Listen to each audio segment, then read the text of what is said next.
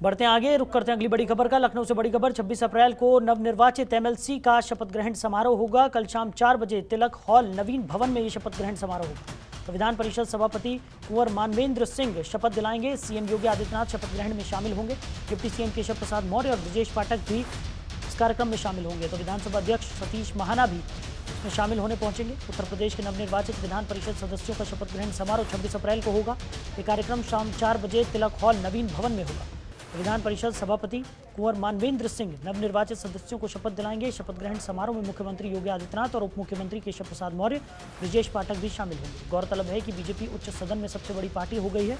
UP MLC चुनाव 2022 का result 12 अप्रैल को घोषित होने के बाद बीजेपी को बहुमत मिल गया है। 27 सीटों के लिए हुए चुनाव में बीजेपी ने 24 में जीत हासिल की है। इससे पहले वो 9 सीट निर्विरोध जीत चुकी है। इस तरह बीजेपी ने 36 में से कुल 33 सीटें जीती हैं। इसी के साथ अब विधान परिषद यानी कि उच्च सदन में उसकी 68 सीटें हो गई।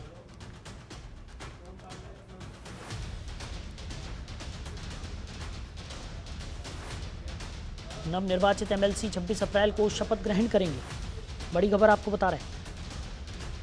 विधानसभा अध्यक्ष सतीश महाना भी इस कार्यक्रम में शामिल होंगे। योगी आदित्यनाथ भी इस कार्यक्रम में शिरकत करने पहुंचेंगे। 26 अप्रैल को नवनिर्वाचित एमएलसीओं का शपथ ग्रहण समारोह होगा। कल शाम 4 बजे तिलक हॉल में नवीन भवन में ये शपथ ग्रहण होगा। खबर पर ज़्यादा जानकारी के साथ हमारे सहयोगी ओम पांडे हमारे साथ जुड़ गए हैं। ओम, क्या कुछ निकलकर सामने आ रहा है? नवनिर्वाचित एमएलसी का शपथ ग्रहण समारोह कल होना है, क्या कुछ तैयारियां? देखिए, इस तैयारियों को लेकर पूरी मूर्त रूप देने के लिए अधिकारी और तमाम जो प्रशासनिक अधिकारी हैं पूरी तरह से जुट गए हैं।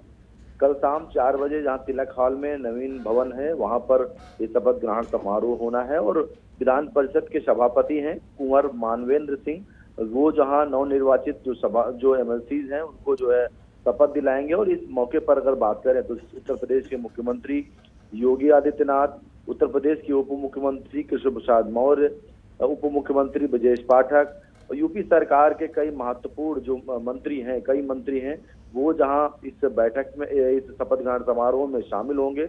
इसके साथ अगर बात करें तो विधानसभा अध्यक्ष सतीश महाना भी जो है शामिल होंगे। और बात करें स्थानीय प्राधिकारी निर्वाचन क्षेत्र के जो चुने हुए एमएलसी हैं वो जो है कल जहां शपथ लेंगे। इस मौके पर अगर बात करें, एक तरफ जहां कल एक शपथ ग्रहण समारोह होगा और बड़े सदन की बात करें विधान परिषद की, तो बड़े सदन में अब जो है भारतीय जनता पार्टी का दबदबा होगा और जो है संख्या जो है वो जहां बढ़ेगी। ऐसे में माना जा रहा है कि जो भी ऐसे बिल हैं जो कहीं ना कहीं विधानसभा से पास होने के बाद तो वो विधान परिषद में कहीं ना कहीं उन्हें परेशानी का सामना करना पड़ता था और वो बिल पास नहीं होते थे क्योंकि समाजवादी पार्टी के जो सदस्य थे उनकी संख्या ज्यादा थी। लेकिन अब जब भारतीय जनता पार्टी ने बड़ी जीत दर्ज की है, इस जो है नवनिर्वाचित जो प्राधिकारी निर्वाचन चुनाव हुआ है, और ऐसे में जब कल शपथ ग्रहण समारोह इनका होगा उसके बाद अगर बात करें तमाम ऐसी जो बिल हैं वो जब पास कराए जाएंगे तो कहीं ना कहीं विधान परिषद में भी जो है वो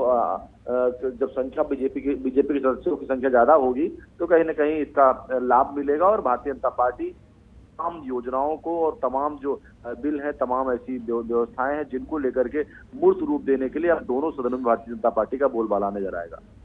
ओम, वहीं अगर बात की जाए जिस तरीके से नवनिर्वाचित एमएलसी हैं वो शपथ ग्रहण करने वाले हैं, सीएम और डिप्टी सीएम भी इस मौके पर मौजूद रहने वाले हैं, और अगर बात की जाए जिस तरीके से विधान परिषद में अब जो भारतीय जनता पार्टी है उसका एक दबदबा यहाँ पर कायम हो जाएगा, यानी कि जो भी बिल पास कराना होगा उसके लिए भी बेहद आसानी यहाँ पर भारतीय जनता पार्टी को रहेगी। और जो तमाम कार्य योजनाएँ हैं, जो तमाम योजनाएँ हैं भारतीय जनता पार्टी की, उनको मूल रूप और ज़मीनी स्तर पर उतारने के लिए भी जो राह है वो काफ़ी ज़्यादा आसान हो गई है। और एक जो बड़ी रणनीति के तहत भारतीय जनता पार्टी आगे बढ़ रही है, यानी कि जो एक मजबूत स्थिति में इस वक्त भारतीय जनता पार्टी है उस स्थिति को भी बरकरार रखना यहाँ पर है, तो उसके लिए काफ़ी ज़्यादा आसानी यहाँ पर भारतीय जनता पार्टी को हो गई है।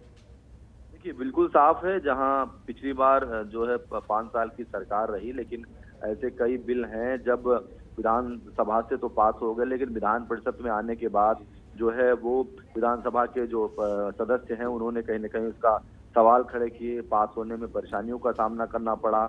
और ऐसे में कहीं ना कहीं सरकार की जन उपयोगी जो कल्याणकारी नीति है उसमें अगर बात करें तो जो विपक्ष की एक अहम भूमिका होती है सदन में लोकतांत्रिक तरीके में, उस लोकतांत्रिक तरीके से जो विपक्ष के सदस्य थे विधान परिषद के, उन्होंने उन तमाम बिल्स पर लगातार सवाल खड़े किए, लगातार जो है कई ऐसी महत्वपूर्ण चीजें हैं जिनको लेकर के सवाल उठाए और उन जो बिल को जो है उनको लेकर के कहीं ना कहीं जनता के अनुपयोगी बताया। और ऐसे में भारतीय जनता पार्टी को उन तमाम परेशानियों का सामना करना पड़ा था। लेकिन अब जब दूसरी बार भारतीय जनता पार्टी की उत्तर प्रदेश में बहुमत की सरकार बनी है, उत्तर प्रदेश में दूसरी बार उत्तर प्रदेश में मुख्यमंत्री योगी आदित्यनाथ के तौर पर शपथ जो ली है मुख्यमंत्री ने, तो कहीं ना कहीं एक बड़ी चीज सामने निकल करके आई है कि जब एक तरफ विधान परिषद में जो है वो भारतीय जनता पार्टी का दबदबा है और एक तरफ जहां हाल ही में जो 2022 के चुनाव हुए हैं विधानसभा में भी भारतीय जनता पार्टी का दबदबा है, तो दोनों सदनों में जब सदस्य बहुमत के साथ हैं तो अब भारतीय जनता पार्टी के लिए ये बहुत आसान राह होगी कि कोई भी बिल जो कहीं ना कहीं परेशानी होती थी बड़े सदन में, उन परेशानियों को भी दूर हो जाएंगी और वो तमाम बिल्स जो है आसानी से पास हो सकेंगे। और सबसे बड़ी बात यह है कि जिस तरह से लगातार यूं कहा जाए कि जनता के जन उपयोगी तमाम कल्याणकारी नीतियां हैं, तमाम वो योजनाएं हैं जिनको लेकर के पास कराने की बात हो, तो अब भारतीय जनता पार्टी के लिए ये डगर बड़ी आसान है। जी चलिए उमा, बने रहिए हमारे साथ, आगे भी आपसे हम जानकारी लेंगे। खबरों के निष्पक्ष विश्लेषण के लिए सब्सक्राइब करें Jantantra TV and press the bell icon. Never miss any update.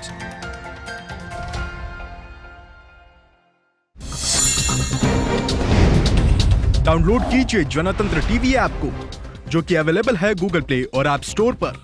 अधिक जानकारी के लिए अभी डाउनलोड करें।